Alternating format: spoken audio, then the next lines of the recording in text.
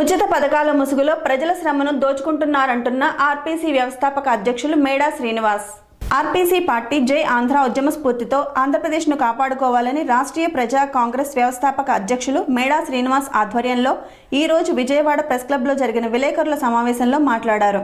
ఉచిత పథకాల ముసుగులో ప్రజల శ్రమను దోచుకుంటున్నారని, కనీస వసతులకు, మౌలిక సదుపాయాలకు ప్రజలు నోచుకోలేకపోతున్నారని, పౌర సేవలు కర్కశంగా అమలవుతున్నాయని, విద్య, వైద్యం ఖరీదైన వ్యాపారంగా పాలకులు మార్చేశారని, ఆంధ్రప్రదేశ్ నుండి అపార ఖనిజ సంపదను మోడీ సర్కార్ తరలించిపోతున్నా ప్రశ్నించలేని నిస్సహాయ స్థితిలో జగన్, చంద్రబాబుల అసమర్థతను చాటుకుంటున్నారని, విభజన అనంతరం రాజకీయ ఆరోపణలను జగన్, చంద్రబాబులు ప్రోత్సహిస్తూ రాష్ట్ర అభివృద్ధిని సర్వనాశనం చేస్తున్నారని, మన రాష్ట్రంలో ఉద్యోగ ఉపాధి అవకాశాలను మెరుగుపరచకుండా ఓటర్లను భిక్షకులుగా మార్చే ప్రయత్నం చేస్తున్నారని, అభివృద్ధి లేకుండా మేము పాలకులం, శాసనకర్తలం అని డబ్బా కబులు చెప్పుకుంటున్న జగన్, చంద్రబాబు పార్టీలను భూస్థాపితం చేసి ఆంధ్రప్రదేశ్లో రాష్ట్రీయ ప్రజా కాంగ్రెస్ పార్టీని ఆంధ్రులు స్వాగతించాలని మేడా శ్రీనివాస్ కోరారు. ఈరోజు ఆంధ్రప్రదేశ్లో జగన్ సర్కార్ పూర్తిగా వైఫల్యం చెందింది. ప్రజల్ని భిక్షగాలుగా మార్చేసింది. ఈ రాష్ట్రంలో అభివృద్ధి లేదు. ఏ విధమైనటువంటి భవిష్యత్తు లేనటువంటి పరిస్థితుల్లో ప్రజలు ఇక్కడ ఘోరమైనటువంటి పరిస్థితుల్లో కొట్టుమిట్టాడుతున్నారు. ఈ రాష్ట్రాన్ని కాపాడుకోవాల్సినటువంటి బాధ్యత ప్రతి ఆంధ్రుడి మీద ఉంది. ఎందుకంటే వీళ్ళు చెప్పేటటువంటివి, చేస్తున్నటువంటివి పొంతలు లేకుండా ఉంటున్నాయి. ఎన్నికల ముందు ప్రజలకు ఆశ చూపిస్తున్నారు. ఆ ఎన్నికల అనంతరం చేసేటటువంటిది ఏమీ లేక ప్రజల్ని ఒక విధమైనటువంటి సందిగ్ధంలోకి తీసుకువెళ్తున్నారు. ఏదైనా ప్రశ్నిస్తే అక్రమ కేసులు బనాయిస్తున్నారు.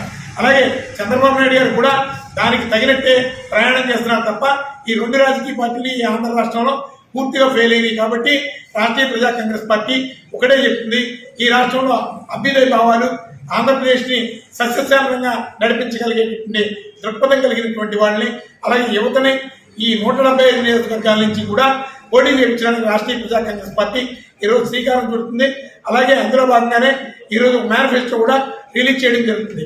ఈ మేనిఫెస్టో ముఖ్య ఉద్దేశం ఒకటే, ఉచిత విద్య, అలాగే అన్ని రంగాల్లోనే అభివృద్ధి చెందాలి, ప్రత్యేక హోదా, విభజన హామీల్ని సాధించాలి, ఈ రాష్ట్రంలో యువతకు భవిష్యత్తు ఉండాలనే ఒక ప్రధాన అంశంతో ఈరోజు మేము ముందుకు వెళుతున్నాం.